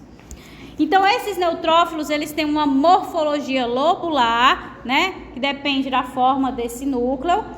E por isso eles são chamados de polimorfos nucleares, ou PMN, né? Os neutrófilos, após migrarem, né? Ou seja, após formarem o exudato, o infiltrado celular para o tecido, eles não vão retornar ao sangue. Ah, eu não sou mais necessário, vou voltar. Não, ele não vai retornar de jeito nenhum, mesmo que a infecção tenha terminado, a agressão já tenha finalizado. Eles sempre vão morrer, por isso que são chamados das células de defesa suicidas ou os heróis, né? Porque eles se matam para salvar a gente. Então, no tecido lesado, ele irá se diferenciar em piócito, né? Porque ele vai ali estourar, formando os nets, que a gente vai já ver. E aí vai envolver aquele micro-organismo, aquele agente agressor, formando pus. E são indicadores de uma inflamação inicial e aguda. Então, tá aqui, né? Chegou o neutrófilo, todo o processo de ativação endotelial aconteceu, ele sofreu a diapedese, foi atraído até as bactérias pelas quimiocinas secretadas pelos macrófagos. Chegando lá, ele vai se suicidar, né? Para, nesse processo de suicídio, matar também as bactérias que estão afetando o tecido lesado. E isso acaba por formar, né, o pus, ou seja, o pus vai ser rico em células mortas, em micro-organismos mortos, né? Em vários detritos necróticos naquela região. Ah, mas como é que ele faz esse processo, né, de suicídio que consegue eliminar os micro-organismos, o agente agressor que está ali em volta? Então, eles vão formar o que a gente chama de armadilhas extracelulares de neutrófilos, ou NETs, tá? E essas armadilhas extracelulares de neutrófilos, elas podem ser formadas de duas formas. A primeira é o que vocês estão vendo aí, esse processo é chamado de netose, tá? Que é a morte do neutrófilo. Os componentes proteicos do seu grânulo, ele começa a se desfazer ao mesmo tempo em que a gente vai tendo a perda do envelope nuclear e o material genético vai sendo liberado no citossol. Então, ocorre a degranulação ainda dentro do neutrófilo. Essas proteínas começam a formar ligações com esse material genético e forma tipo essa rede que vocês estão vendo aí. Essa rede, ela vai começando a formar como se fosse mesmo uma teia de aranha, né? Ela vai se expandindo. E aí, justamente pela formação dessa teia, né, de material genético, de proteínas, ela rompe a membrana do neutrófilo e aí o que é que acontece? Ela se liga, ela se prende aos micro-organismos que estão ali e, por fim, acaba matando esse micro-organismo. Também tem o outro mecanismo, né, que culmina na formação da mesma rede, só que o que é que acontece? Os grânulos são liberados no meio e aí o material genético é liberado diretamente no meio extracelular. Então, no primeiro acontece tudo inicialmente dentro do neutrófilo, para depois a rede romper a sua membrana, e no segundo ele já começa a formar tudo do lado de fora. Ele mesmo rompe a sua membrana e já começa o processo. Vem os grânulos, né, vão degranular seu conteúdo proteico, vai se ligar ali o material genético e formar essas armadilhas que vão se ligar aos agentes agressores, destruindo os mesmos. É assim que o neutrófilo consegue ser tão eficaz, né, nessa captura e nessa eliminação do agente agressor. Então, esses NETs basicamente é o processo de degranulação mais a cromatina. Oi? Explica de novo esse NET. Essa armadilha? Pronto. Então, inicialmente, o objetivo do neutrófilo, como é que ele consegue eliminar e prender? Porque vocês concordam que o pus, ele é um acumulado, um exudato, que ele está bem unido, né? Então, por quê? Porque fica tudo ali preso. Como é que ele consegue fazer isso, o neutrófilo, que é quem é o produtor do pus? Porque ele forma essas armadilhas, é como se fosse uma rede mesmo. Uma teia de aranha, uma rede de pesca, né? Ele prende o micro-organismo e aí limita qualquer processo metabólico do organismo e ele acaba morrendo nesse processo.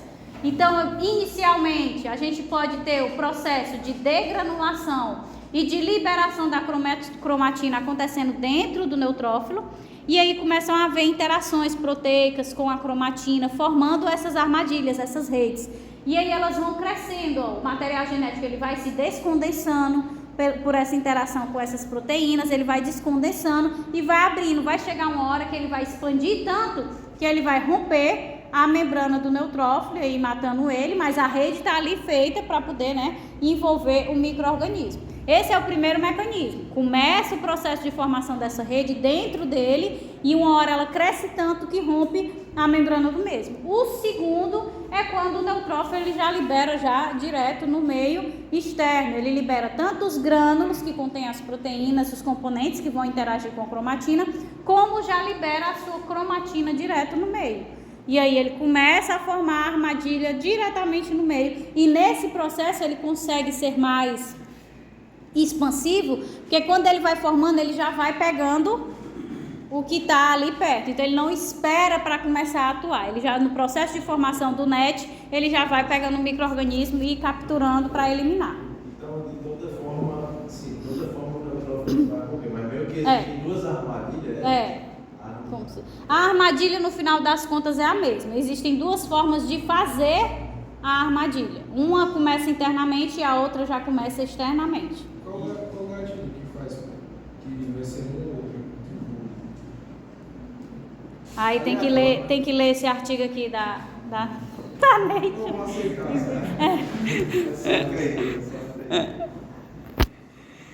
Então, quando a gente elimina a etiologia da lesão, a gente cumpriu o objetivo que a gente viu lá no início. Qual é o objetivo da inflamação? Eliminar o agente agressor.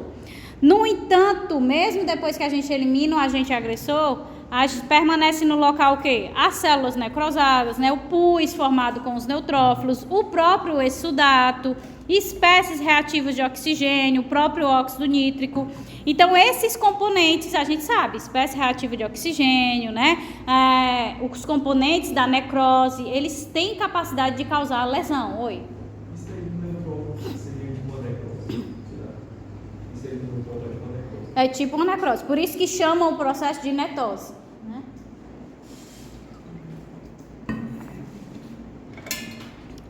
Então, esses componentes, eles continuam a causar lesão nas células, vai ter uma alta taxa de degeneração e necrose, então também precisam ser removidos.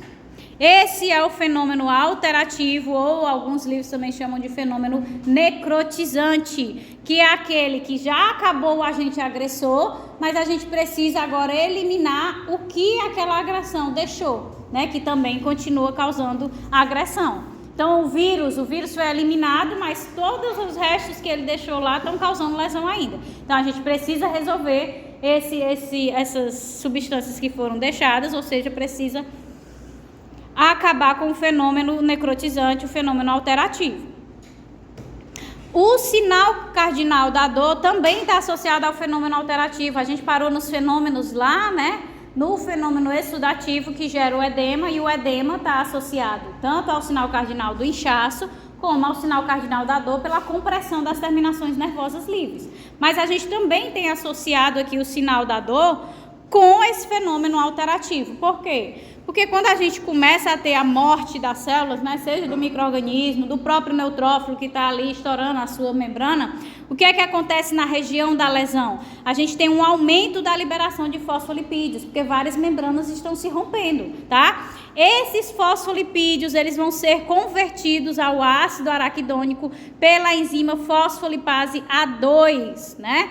Então, ela aumenta a concentração do ácido araquidônico, que é um precursor de quê? De prostaglandinas e leucotrienos, né? Então, essa fosfolipase, ela é alvo, inclusive, de alguns medicamentos anti-inflamatórios, né?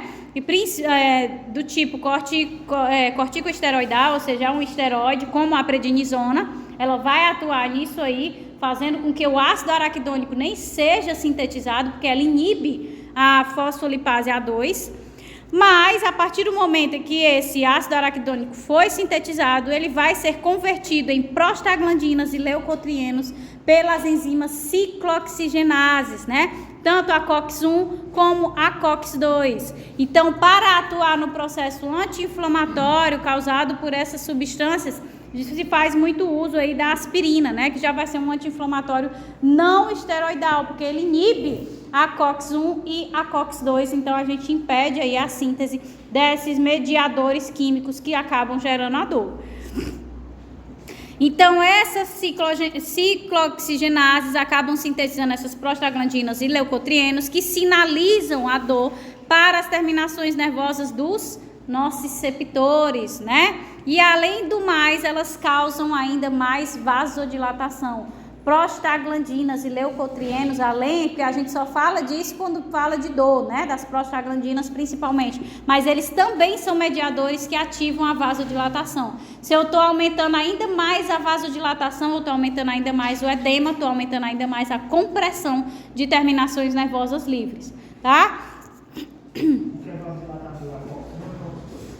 Não, as prostaglandinas e os leucotrienos, tá? Então, essas enzimas, quando elas são inibidas, elas impedem aí esse processo inflamatório. Algumas vezes, quando a gente tem alguma agressão, o processo inflamatório é tão grande para tentar solucionar ali, que os impactos da inflamação, eles acabam sendo muito danosos para o nosso organismo, né? Então, por isso que a gente tem, professora, não é uma coisa boa a inflamação, não é tentando eliminar, só que às vezes é tão exacerbado que causa danos a nós. Então, a gente tem que tomar o anti-inflamatório para tentar controlar ali o impacto daquele processo inflamatório, certo? Então, o processo inflamatório só finaliza depois que eu conseguir eliminar as células mortas, pinocitar os componentes danosos e drenar o líquido em excesso através dos vasos linfáticos. A finalização da inflamação aguda termina com o auxílio de macrófagos do perfil M2 ativados no último fenômeno, que é o fenômeno reparativo, que desencadeia a reparação tecidual.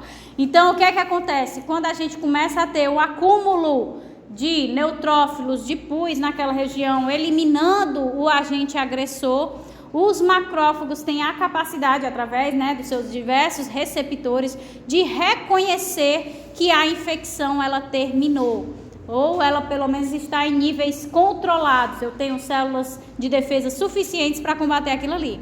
Quando o macrófago reconhece que a infecção terminou, ele passa a secretar citocinas diferentes, e aí os monócitos que chegam para passar para o tecido e se converterem em macrófagos, se convertem em macrófagos de um perfil diferente agora. O perfil M1 é aquele que é o macrófago inflamatório, que desencadeia a resposta inflamatória.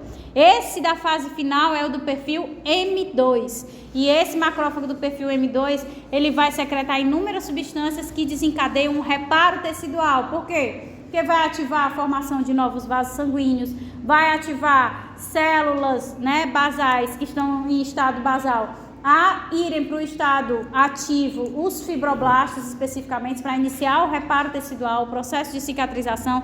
Então, esses macrófagos do perfil M2, eles têm um papel no reparo tecidual, certo?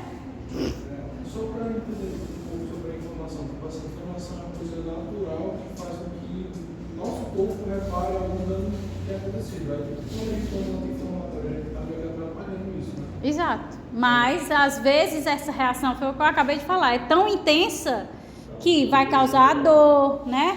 Vai começar a causar, você perde a funcionalidade de determinado tecido. Isso pode ser em órgão, pode ser externo, né? Visível. Então, você tem que frear esse processo inflamatório. Porque senão vai o quê? Quando a gente não resolve a agressão, vai culminar na inflamação crônica. Ou se a gente resolve, mas passou muito tempo naquela inflamação aguda, o reparo tecidual que vai acontecer vai ser um reparo por cicatrização. Se a cicatrização vai gerar tecido conjuntivo neoformado, ou seja, eu perco a funcionalidade. Então, não é interessante uma inflamação de níveis muito elevados. Então, por isso que a gente controla, tá? A inflamação, além dela degradar o microorganismo, ela também pode causar transição. Então, oi.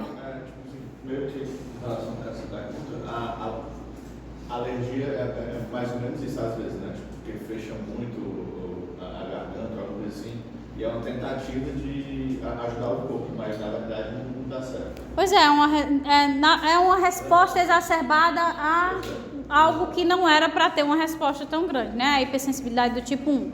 Um pólen, que para a maioria das pessoas é normal, a pessoa responde como se fosse um alérgeno do tipo máximo, e aí desencadeia a degranulação de todos os mastócitos. O que foi que eu disse para vocês? Lá na nossa pele a gente tem macrófagos e mastócitos. Então imagine aí um alérgeno que chega na corrente sanguínea e vai degranular todos os mastócitos que a gente tem. Então vai inchar, né? Vai vasodilatar tudo, aí causa prejuízo. Aí, por exemplo, esse caso aqui que estamos falando da alergia em relação a alguma coisa do ambiente, ou então que é considerado antígeno, normalmente não é prejudicial. Se outras pessoas comerem, por exemplo, um alimento, a pessoa pode cometer esse processo. Ou então, até mesmo autoantígenos que são componentes do próprio organismo. Aí, como, tipo assim, esses dois casos, um que está internamente ligado ao organismo e o outro, que é, tipo assim, talvez um alimento que alguém comeu por muito tempo e do nada vai vir uma alergia, são casos crônicos, né? Esses dois. De inflamação crônica. De inflamação crônica. Se tomar uma inflamatória. Porque as reações autoimunes, né, que a gente vai já ver, são características da inflamação crônica. Porque você está sempre expressando aquele antígeno próprio, né? Então o teu corpo está sempre respondendo. Então fica repetindo aquela inflamação em cima daquele processo, aí causa a inflamação crônica. Imagina uma reação autoimune ao albumina, por exemplo. Aí morreu.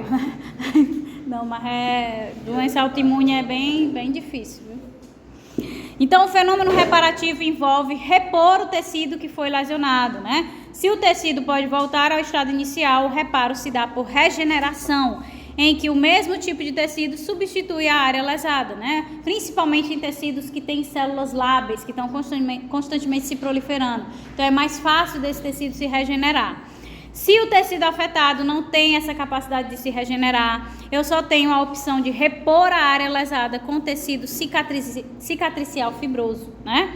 Isso é ruim, pois envolve a perda definitiva da função daquele órgão ou tecido, que é o último sinal cardinal, que é a perda de função, né? Então, se a gente não consegue reparar por regeneração, infelizmente vai ser por cicatrização e perde a funcionalidade naquele ponto, ok?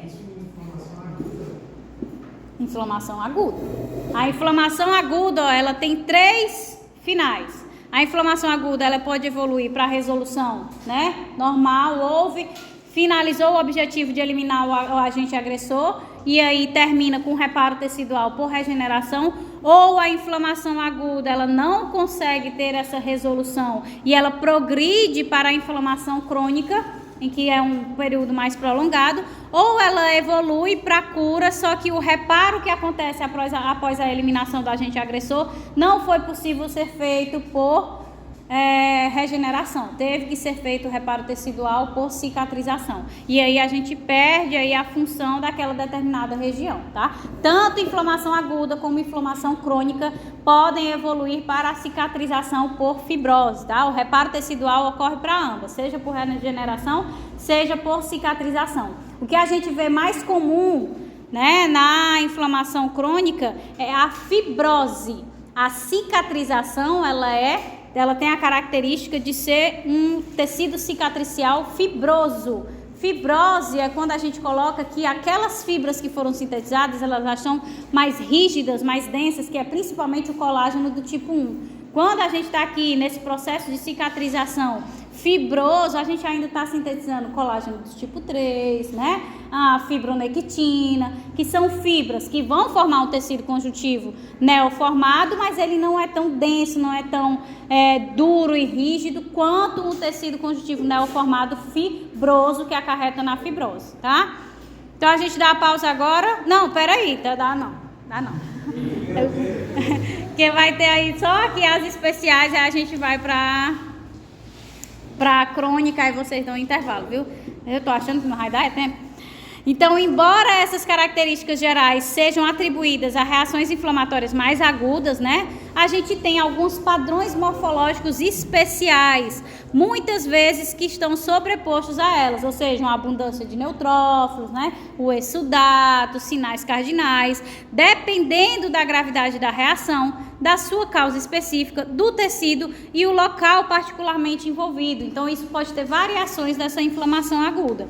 Então, a gente pode ter uma inflamação aguda do tipo serosa, do tipo fibrinosa, do tipo purulenta e também ulcerosa.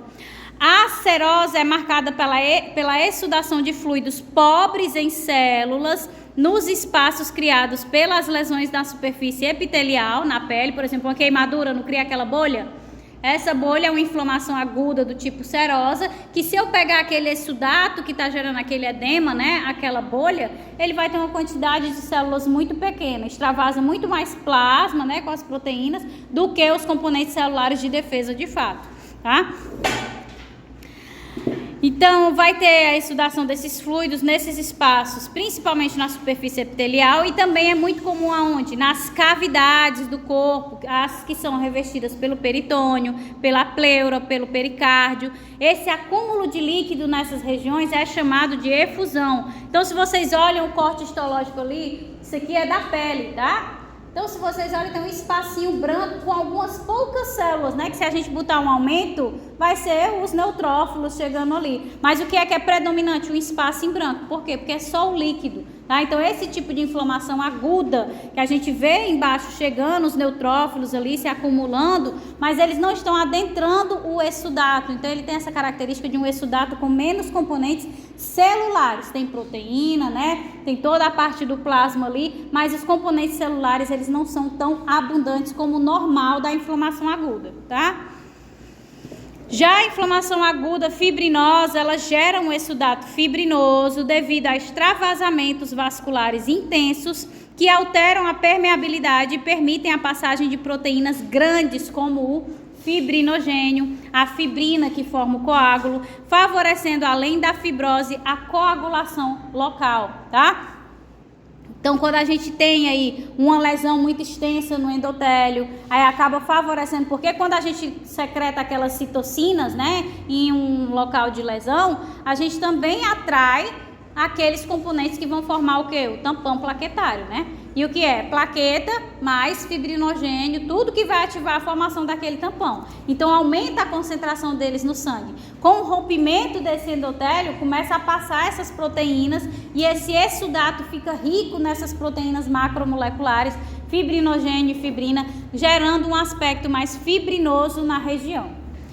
Além disso, nós temos a inflamação aguda purulenta, que vai ser, obviamente, caracterizada pela produção de pus, né? Tem uma abundância de neutrófilos, vários debris, né, celulares liquefeitos, líquido de edema, que é causado principalmente pelas bactérias piogênicas, né?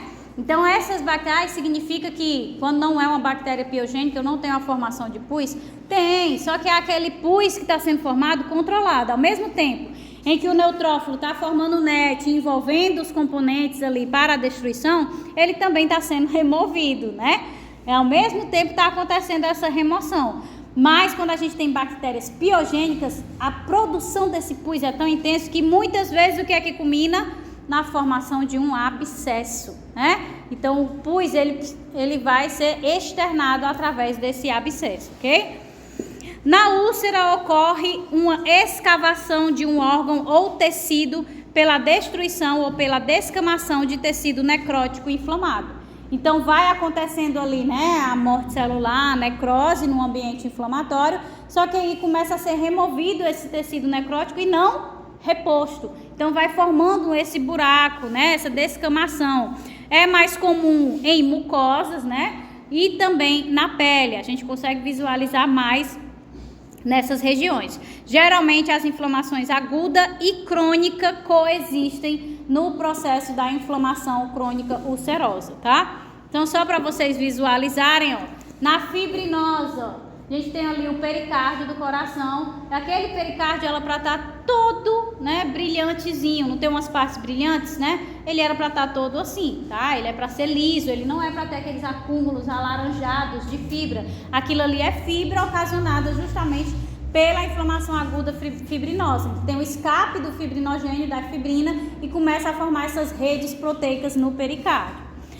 Aqui embaixo a gente tem já a inflamação purulenta, né, de um pulmão com tuberculose. Então vocês veem aí várias bolinhas, né, de formação de pus, tentando eliminar a bactéria, e todos eles são abscessos, ó. A gente tem aí o buraco tentando escapar. Ali no corte histológico é que dá para ver melhor mesmo. Vocês veem todo o componente inflamatório delimitado aqui, ó, tem como se fosse uma parte delimitada que forma esse abscesso, envolve ali aquela região rica em neutrófilos e do agente agressor, e aqui é o espaço que está tentando eliminar através do abscesso esse pus.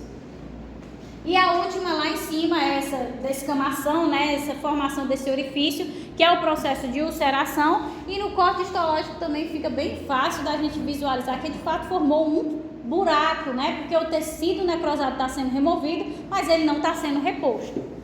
Então, repetir essa imagem embaixo, o que está acontecendo, essa parte branca, essa parte mais escura. Pronto. A formação, né, de um abscesso, ela envolve como se fosse delimitar o local da inflamação.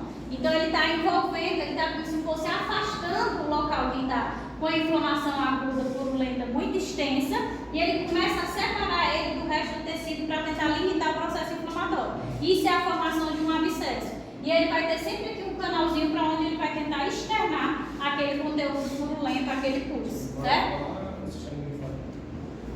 Não, o abscesso ele externa no meio externo mesmo, seja dentro da cavidade ou seja quando é do lado de fora, né, no meio externo, certo? E aí dentro vai ter o quê? Se a gente observar de mais perto, né? Abundância de neutrófilos, as bactérias piogênicas, né, que geram a formação de pus, e vários restos celulares necrosados. Oi.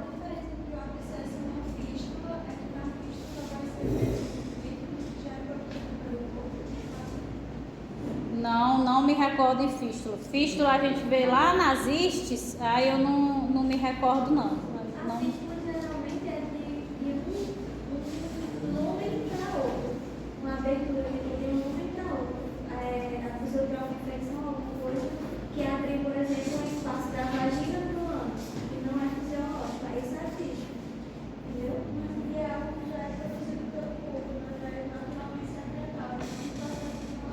Não é pus, é? Não necessariamente, mas pode ter. Se tiver alguma inflamação, alguma infecção, aí pode, pelo fístula sair alguma coisa, mas o tempo que eu saio pelo fístula se relaciona a essa abertura de um canal para outro que eles não tinham essa ligação. Então pode ter uma fístula que passe por um processo infeccioso e seja infectado por bactérias piogênicas, começa a produzir pus. Uma fístula anal, vaginal, pode sair fezes pela vagina. Entendeu?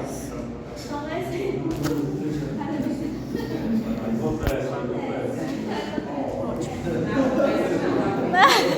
Não acontece não, né? Acontece. Não acontece não.